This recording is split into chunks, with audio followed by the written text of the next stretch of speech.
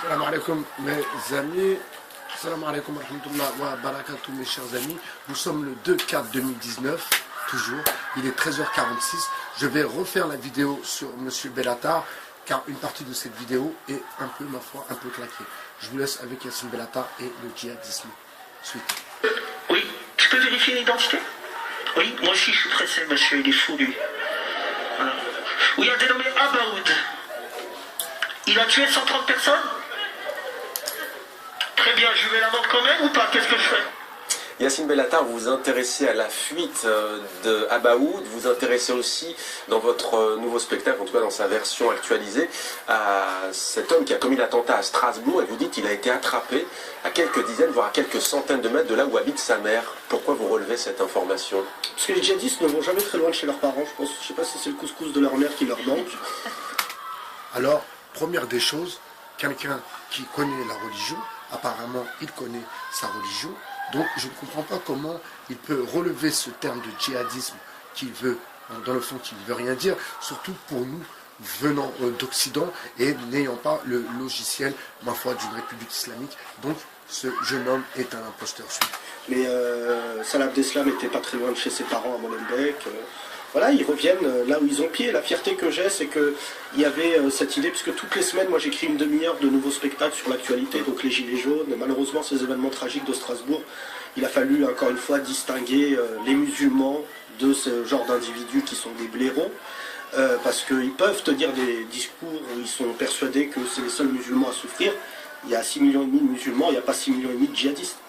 Mais ce qui est d'autant plus défavorable, j'ai vu l'interview ce matin, je ne vais pas vous cacher, de son père et de sa mère qui viennent de sortir de garde à vue. Ouais. Sa mère a dit cette phrase qui m'a totalement bouleversé, elle a dit « je voulais mourir ».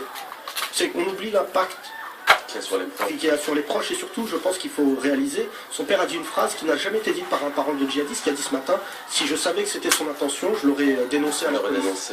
Et ce que j'ai aimé à Strasbourg, c'est qu'il est revenu se cacher, et qu'il s'est caché dans un entrepôt, ce qui montre quand même que c'était quelqu'un qui n'avait rien du tout de prévu.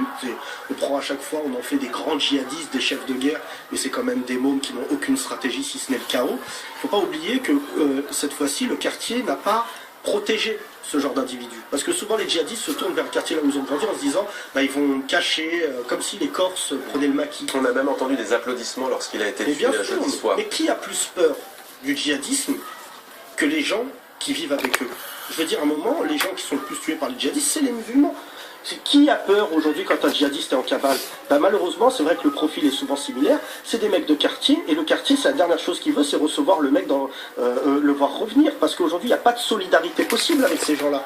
Mais bien sûr qu'on n'ouvre pas des plateaux à des gens comme moi qui ont une parole qui est, ma foi, mais tout à fait normale et lambda. Je ne comprends pas que sur des plateaux télé comme BFM, LCI ou autres, on puisse laisser des gens laisser croire dans le doute que les musulmans sont solidaires de ce genre d'action. Voilà mes amis, ce qui s'appelle un grand écart, ma foi, un grand écart dans l'incompréhension la plus totale. Alors comme je vous ai dit en introduction, je ne comprends pas comment ce jeune homme élevé par la République, n'est-ce pas, un enfant de la République, ne fait pas le parallèle entre être djihadiste, être musulman et mettre les djihadistes à part les musulmans. Vous comprenez que, bien sûr que c'est, à part un agent infiltré, parce qu'on ne peut pas porter des accusations à tort et à travers, mais je pense qu'il est là pour valider totalement les conclusions du gouvernement concernant les attentats de Charlie Hebdo et des fusillades du Bataclan. Vous comprenez? Et que ce jeune homme, en vérité, est là et a été choisi pour ça, pour réformer notre religion. Vous comprenez? Ils sont dans cette idée de faire une réforme. Et ma foi, avec tous les agents infiltrés qui prêchent dans les mosquées de la République, vous les connaissez comme moi. Donc si, avec l'appui de ces gens-là, eh bien demain, les musulmans vont regarder TTMP, ma foi, ils y sont déjà avec le hijab en train de rigoler sur les blagues de Cyril Hanouna. Vous comprenez? Donc, la situation est en vérité bien catastrophique. Il y a une réelle problématique et ma foi, ces personnages, un peu comme lui ou comme d'autres aussi, qui ont mis un pied dedans, si vous voulez, qui ont mis un pied dans, dans la luxure, dans le bien-être et le bien-paraître, eh bien, ils ont totalement des conclusions, ma foi, qui pourraient être intéressantes et surtout qui pourraient apporter de l'eau au moulin, à nous, au moulin de la diversité. Eh bien, non, non, ce n'est pas son but. Son but à lui, bien sûr, parce que c'est quelqu'un qui fait du spectacle, c'est quelqu'un qui est, ma foi, un enfant de Guy Debord, vous comprenez? Donc, c'est surtout dans, il pense à vendre son spectacle et il se nourrit, et il le dit lui-même, il se nourrit de l'information pour pouvoir écrire ses spectacles. Donc, vous voyez que, dans le fond, il n'y a rien de créatif. C'est comme le chameau qui nous fait à chaque fois des vidéos qui nous parlent d'informations. Mais si on veut entendre parler d'informations, on met BFM, on met machin, on met bidule, on met chouette et on est assez informé. Donc ces gens-là sont des gens qui sont là pour asseoir, si vous voulez, le système.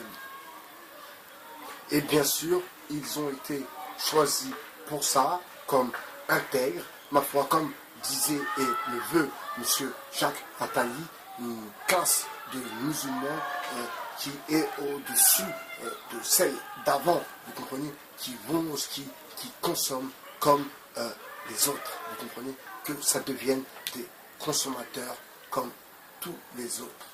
Ma foi, on le voit déjà avec la période du Ramadan, où le gaspillage, où dans les magasins, il y a une femme voilée qui vend des dattes ou des produits orientaux. Vous comprenez? Donc vraiment, c'est triste de savoir que beaucoup d'entre vous adhèrent totalement à ce genre d'individus et ma foi, les applaudissent et rigolent à leurs blagues, un peu comme, si vous voulez, la Tracy, pareil, des comiques qui ne sont pas drôles, qui font rire une tranche de la diversité, mais une tranche, une fine tranche, si vous voulez. C'est pas la grosse tranche, la tranche qui, ma foi, est dans le progrès. Les progressistes que nous ne voit pas. On ne les voit pas sur les plateaux de télé, on ne les voit pas, à part votre philosophe, bien sûr, qui est là pour ça aussi, pour apporter, excusez-moi, de la progression dans le débat, dans l'analyse et dans la réflexion. Par contre, cet individu est là pour, ma foi, dénigrer et dire que moi, je ne suis pas comme eux. Alors que, au fond même de ces djihadistes, comme il dit, eh bien, il y a des gens qui ont eu peut-être un problème d'éducation, qui ont eu un problème peut-être avec l'éducation nationale, donc un organe de l'État, ont eu un problème aussi d'insertion professionnelle, d'insertion dans la vie de tous les jours, comme rencontrent nos jeunes dans les quartiers. Vous savez, le fait d'habiter dans tel endroit, parfois, ça vous grille pour certains boulots. Moi et mon ami, que vous pouvez suivre sur Instagram, Koba, moi pas aimer les hommes, moi pas aimer humain, donc dédicace à toi. Koba, moi pas aimer humain, donc mon ami qui lui aussi, on en tire, ma foi, les mêmes réflexions et on comprend qu'une bonne partie de cette jeunesse est bien pris dans une matrix. Donc ceux qui vont dire ou penser, parce que comme d'habitude, je vois déjà les commentaires ou bien les pensées qui ne se disent pas, donc un peu une sorte d'hypocrisie, une sourde hypocrisie, si vous voulez. Non, moi je ne suis pas là pour juger, je ne suis pas là pour condamner, je suis juste là pour informer et bien sûr pour faire comprendre aux autres, ceux qui nous voient d'un mauvais œil, que nous sommes là et que nous sommes bien là et que demain nous serons encore là. C'était By BHR, votre philosophe. Je vous dis à très bientôt sur le 2.0. Ciao.